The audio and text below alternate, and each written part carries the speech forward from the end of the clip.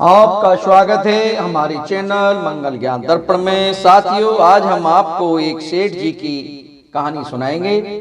ये कथा आपको जरूर पसंद आएगी। जो मेरे नए साथी मेरे चैनल से जुड़े हैं उनसे निवेदन करूंगा, मेरे चैनल को सब्सक्राइब अवश्य कर लें, वीडियो को लाइक और बेल आइकन की घंटी अवश्य दबाएं। साथियों, एक समय की बात है कि एक गांव में एक सेठ दुलीराम नाम के सेठ रहा करते थे। दुलीराम ने अपने ही गांव में एक परचूनी की दुकान खोल रखी थी और उसी से अपना व्यापार वह चलाते थे।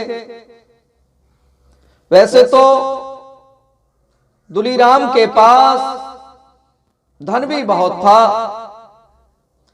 और एक अच्छा सा मकान भी था, लेकिन इतना सब कुछ होने के बाद वह दुलीराम बहुत कंजूस और लालची किस्म का व्यक्ति था। कंजूस तो दुलीराम इतना ज्यादा था कि जब उसकी पत्नी रानी बाई भगवान के मंदिर में ज्योत जगाने के लिए, दीपक जलाने के लिए घी लेती थी, तो भी अपने पति से छिप करके घी लेना पड़ता था। रानी बाई पूरी तरह धार्मिक और दयावान सतोगुणी विचारों वाली औरत थी। रानी बाई अपने गांव व आसपास के गांव में जब कथा हुआ करती थी, कहीं भजन हुआ करता था, कीर्तन होता था, तो उन सब में वह रानी बाई जरूर जाती थी। चाहे दुलीराम को ये बात पसंद आए या ना आए, लेकिन रानी बाई उन प्रोग्रामों में अवश्य जाती थी। रानी बाई का पति, उनकी विचारधारा अलग होने के बावजूद भी रानी बाई भगवान की इच्छा को मानकर, उनकी इच्छा को समझकर हमेशा खुश रहने का प्रयास करती थी और वह कहती थी कि जैसी भगवान की इच्छा वैसे ही हम यहां चैन से रह रहे हैं।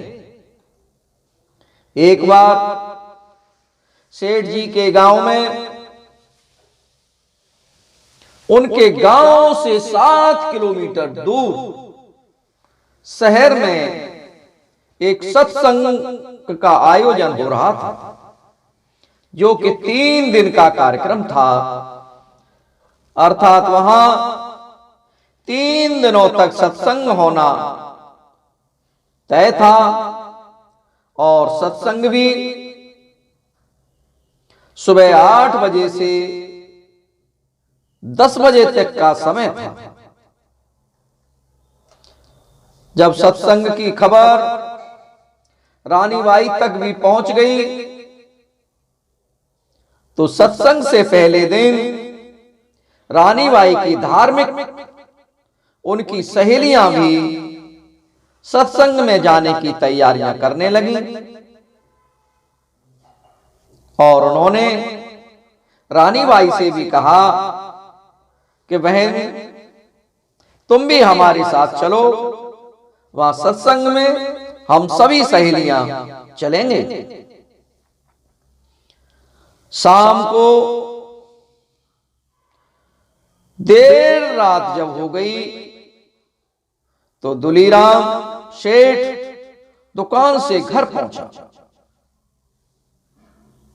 और सेठ के सोने के समय रानी बाई ने सेठ जी से सत्संग में चलने की बात कही, क्योंकि सेठ जी सोने वाले थे, उन्हें नींद आ रही थी, इसलिए हाँ कर रहे थे। रानी बाई ने फिर कहा कि सत्संग में जाना है। पहले तो सेठ जी अनसुना करते रहे, लेकिन जब उनकी बीवी ने, उनकी पत्नी ने सत्संग की महिमा का बखान किया तो धीरे धीरे सेठ जी, यानी कि तीसरे दिन जाकर के, जिस दिन सत्संग का अंतिम दिन था, तब सेठ जी सत्संग सुनने के लिए तैयार हुए। क्योंकि सेठ जी शहर जाने का मतलब समझते थे कि अगर बाइक से जाएंगे तब भी 3 घंटे दुकान बंद रहेगी और दुकान का नुकसान बहुत हो जाएगा, दुकानदारी कम हो जाएगी। ये बातें सोच रहे। सत्संग जाने से पहले जब पहली ही शाम को रानी बाई बहुत उतावली हो रही थी, लेकिन सेठ जी के चेहरे पर उदासी छाई हुई थी। यहां पता लगता है कि मनुष्य की कैटेगरी क्या है। बेचारी पत्नी कितनी खुश थी और सेठ जी, उनके चेहरे पर उदासी थी। साथियों, उत्तम श्रेणी, मध्यम श्रेणी व निम्न श्रेणी, 3 श्रेणियों के लोग होते हैं और अगर इन तीनों प्रकार का गौर किया जाए तो इनमें उत्तम श्रेणी को अति श्रेष्ठ माना गया है, क्योंकि उत्तम में वे लोग आते हैं जो आत्मा का ज्ञान रखते हैं और जिज्ञासु होते हैं। लोग आत्मा व परमात्मा से जुड़ी हुई बातें सुनते हैं और दूसरों को सुनाने का अवसर तलाशते हैं। साथियों, इस प्रकार से पूर्ण धार्मिक और आध्यात्मिक होते हैं। और मध्यम वर्ग के लोग वे होते हैं जो भौतिक जगत तक सीमित रहते हैं और ये लोग ज्यादा से ज्यादा जोड़ने में विश्वास रखते हैं। इस प्रकार के लोग धार्मिक क्रियाकर्म आदि तो कर सकते हैं, परंतु वे धर्मी नहीं बन सकते, ना ही वो आध्यात्मिक होते हैं। और साथियों, तीसरी श्रेणी में कौन से लोग आते हैं? निम्न श्रेणी के लोग आते हैं। वे आने वाले लोग नास्तिक किस्म के होते हैं। इस प्रकार के लोग बेकार की बातों में, पाप कर्मों में लिप्त रहते हैं और अपना जीवन बर्बाद करते थे। उसके अनुसार रानी बाई तो उत्तम श्रेणी की स्त्री थी, लेकिन सेठ दुलीराम मध्यम श्रेणी में आने वाला इंसान था। सत्संग में आने से पहली रात को सेठ जी चैन से भी नहीं सो पाए, क्योंकि उन्हें 3 घंटे दुकान बंद करने का दुख सता रहा था और साथ में शहर जाने तक का पेट्रोल का खर्चा, ये सब सोच रहे थे। और धीरे धीरे उनकी रात्रि बीत गई, उन्हें नींद नहीं आई। साथियों,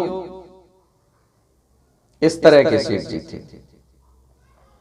और आज फिर सत्संग में जाने का दिन आ चुका था। सेठ जी 4 बजे ही उठ गए और सुबह 5 बजे ही अपने दुकान खोल ली, जबकि और दिन वो 7 बजे दुकान खोलते थे। रानी बाई ने कहा, इतनी जल्दी दुकान खोलने का क्या कारण है, मैं जानना चाहती हूं। तो सेठ जी का जवाब था, भगवान 8 बजे तो तेरे सत्संग में भी जाना है, कम से कम 2 घंटे तो कुछ कमा लूं, 7 बजे आ जाऊंगा, फिर चलेंगे। साथियों, जो टाइम सत्संग का था 2-3 घंटे का, इसलिए उन्होंने जल्दी दुकान खोल ली कि वो उतनी कमाई हमारी हो जाएगी। और रानी बाई तो सेठ जी के अनुसार 7 बजे ही सत्संग में जाने के लिए तैयार हो गई। लेकिन 7 से 8 बज गए, लेकिन सेठ जी घर पर नहीं पहुंचे। अब और आधा घंटा बीत गया, रानी बाई का सब्र टूट गया और वह खुद ही घर का ताला लगाकर दुकान की ओर चल पड़ी। रानी बाई दुकान पर जाकर देखती हैं कि सेठ जी अभी भी ग्राहकों को आटा दाल बेच रहे हैं। सेठ कितना कंजूस था, इसका अंदाजा सी बात से लग जाता है कि दुकान पर 9 बज चुके थे और सत्संग का समय सिर्फ 10 बजे तक का ही था। जल्दी चलने को लेकर रानी बाई और सेठ के बीच तकरार हो गई। आके 9:30 बजे क्रोध में आकर सेठ जी ने अपने बही खाता उठाया और बोला, चल मैं लिख कर भी लाऊंगा। और वो खाता ले गए कि वो लिख के लाते अपना सत्संग। आखिर तेरे सत्संग में ऐसा कौन सा वचन सुनने को मिलेगा, ये सेठ जी अपनी पत्नी से कहने लगे। सेठ जी ने धक्का मारकर जैसे तैसे अपनी खटारा बाइक को स्टार्ट किया और रानी बाई को बिठा करके चल दिया शहर की ओर। सेठ जी की दुकान से 9:45 बजे तो निकले ही थे और आगे 7 कोस का सफर भी था। पूरा सफर गुस्से से भरे सेठ ने बीवी से कोई बात नहीं की, जबकि रानी बाई ने एक बार जरूर बोला कि तुम देखना सत्संग कभी बेकार नहीं जाता है। सेठ और सेठानी जब तक सत्संग समारोह स्थल पर पहुंचे, सत्संग का समापन हो चुका था। जब सेठ जी ने अपनी बाइक को पार्क कर ले गए, तभी श्रोतागण वहां से जा रहे थे। सेठ व सेठानी सत्संग के पंडाल में पहुंचे, तब तक पंडाल पूरी तरह से खाली हो चुका था। लेकिन एक ऊंचे चबूतरे पर गुरुजी प्रवचन करने वाले थे, अपने कुछ शिष्यों के साथ जरूर बैठे थे। क्यों ही सेठ व सेठानी को पंडाल में जाकर खड़े हुए गुरुजी के मुख से शब्द निकले कि आ गए।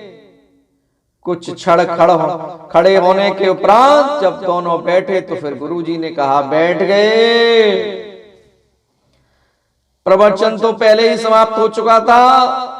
थोड़े समय बैठकर दोनों सेठ व सेठानी जब खड़े होकर जाने लगे तो फिर ही अनायास गुरुजी के मुख से शब्द निकले, चल दिए। इतना सुनकर सेठ व सेठानी पंडाल से बाहर आ गए। अब सेठ जी के क्रोध का पारा आसमान पर पहुंच चुका था और सेठ जी ने रानी बाई की ओर लाल आंखों से घूरा और बोले, आ गए, बैठ गए, चल दिए। सेठ जी वापस हवेली आ गए और अपनी दुकान भी खोली। लेकिन रात को सोने के समय तक जब भी सेठानी सामने आती, बस इतना ही बोलते, सुन लिया सत्संग, आ गए, बैठ गए, चल दिए। सेठ जी की पत्नी जब जब उनके सामने पहुंचती तो सेठ जी ने तो केवल इतना ही सत्संग में सुना था कि आ गए, बैठ गए, चल दिए। आज सेठ जी हवेली के अंदर कमरे में भी नहीं सोए। सेठ जी क्रोध में आज अपना बिस्तर हवेली की छत पर ले गए और फर्श पर ही और जमीन पर ही अपनी बिस्तर को बिछा करके लेट गए। क्रोध में उन्होंने शब्दों को बुदबुदाने के साथ सेठ जी को नींद से अपने आगोश में ले लिया और वे पूरी तरह सो गए। रात्रि का तीसरा पहर का समय था कि सेठ जी की हवेली के साथ दूसरी छत पर कुछ चोर आ गए। उन चोरों का लक्ष्य सेठ जी की हवेली में रखा माल चुराना था। योजना के अनुसार चोरों ने हवेली की मुंडेरी को पकड़ा और अंदर जाने का जैसे ही प्रयास किया और उनको आवाज सुनाई दी कि आ गए। जैसे ही चोरों ने आवाज सुनी वो एकदम वहीं बैठ गए और बैठने के साथ ही फिर आवाज आई कि बैठ गए। अब उन चोरों को विश्वास हो चुका था कि सेठ जाग रहा है और इसी शक के आधार पर वो तुरंत वापस भाग चले और भागते भागते जैसे ही उन्होंने सुना चल दिए तो वो अपना साथ लाए हथियार भी वहीं फेंक गए। साथियों, चोर आए और चले भी गए, लेकिन सेठ जी गहरी निंदा में ही सो रहे थे और सोते सोते ही उन्होंने वो शब्द बोल रहे थे, आ गए, बैठ गए, चल दिए। सुबह जैसे ही होने को थी सेठानी छत पर गई, तब सेठानी की नजर अपनी मुंडेर की ओर गई तो उन्होंने एकदम सेठ जी को उठाया, क्योंकि वहां रॉड, हथौड़ा, चप्पल, तिजोरी को काटने का सामान पड़ा था। अब सेठ जी को भी समझते देर नहीं लगी कि रात को हवेली में चोरी की नियत से चोर आए थे। सेठानी रानी बाई उछल कर बोली, तुम मानो या मत मानो, ये सत्संग में जाने का ही फल है जो आज हम कंगाल होने से बच गए। इतना सुनकर सेठ ने इतना ही कहा, तू सही कह रही है और कल भी तूने सही कहा था, सत्संग में दिया पल कभी बेकार नहीं जाता। अब हम कभी भी सत्संग का अवसर नहीं छोड़ेंगे। ये तो सत्संग के फल की एक छोटी सी घटना थी, बाकी इसकी महिमा का तो बखान अनंत है जो किया भी नहीं जा सकता। साथियों, सेठ जी की समझ में आ गया कि सत्संग में जाने से क्या फल मिलता है, भगवान की चर्चा करने से क्या फल मिलता है। वहां जाने से उनका जो धन था वो बच गया, पता नहीं कितना नुकसान होता, और वह भगवान को धन्यवाद देने लगे कि हे भगवान, आपने हमें बचा लिया, अब हम कभी भी आपसे दूर नहीं जाएंगे और आपकी ही शरण में रहेंगे। प्रभु, आपको बहुत बहुत धन्यवाद भगवान, आपने हमें बचा लिया। साथियों, ये कथा अगर आपको पसंद आई हो तो मेरे चैनल को सब्सक्राइब और वीडियो को लाइक अवश्य करें। इसी तरह हम फिर आएंगे, तब तक आप सब लोगों को बहुत बहुत धन्यवाद। जय जय श्री राधे श्याम।